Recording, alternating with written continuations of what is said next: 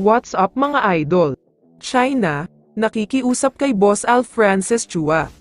Pero bago mo sana ipagpatuloy ang panonood mo, ay huwag mong kalimutan na mag-subscribe bilang suporta sa aking YouTube channel. Maraming salamat idol. Hanggang ngayon, ay sobrang nagagalit pa rin ang mga Chinese basketball fans sa performance na pinakita ng kanilang men's national basketball team. Hindi kasi nila matanggap na ang Pilipinas pa ang nag-gold. Ang gusto kasi nila ay palagi silang nakakakuha ng gintong medalya sa larangan ng basketball. Okay nga lang daw kahit hindi na sila makakuha ng gold sa ibang sports, basta ang gusto nila ay gold sa men's basketball. Samantala, ang isa nga sa mga pinag-uusapan pa rin ngayon sa China ay walang iba kundi si Scottie Thompson.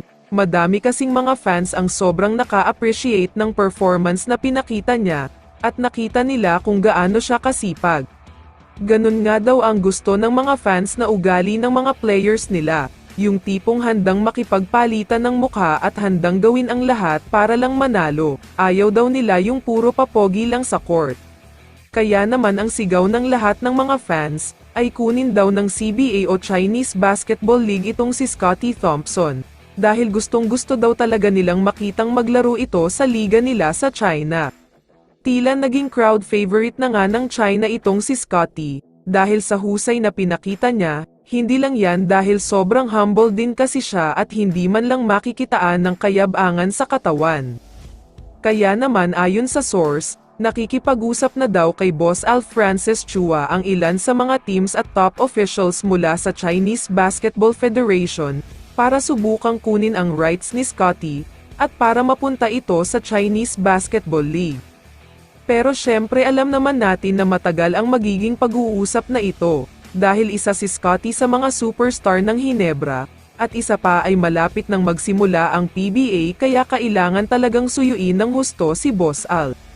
Pero kung ako naman ang tatanungin, sa tingin ko ay medyo malabong pumayag si Boss Al Francis Chua at ang Sunmig Corporation, at mukhang malabo din na pumayag si Scottie dahil sa pamilya niya.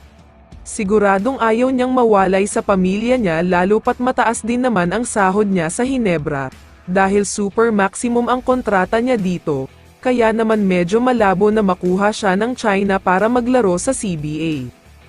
Kaya naman kung ikaw ang tatanungin idol, dapat nga bang pumayag si Scottie na maglaro sa Chinese Basketball League?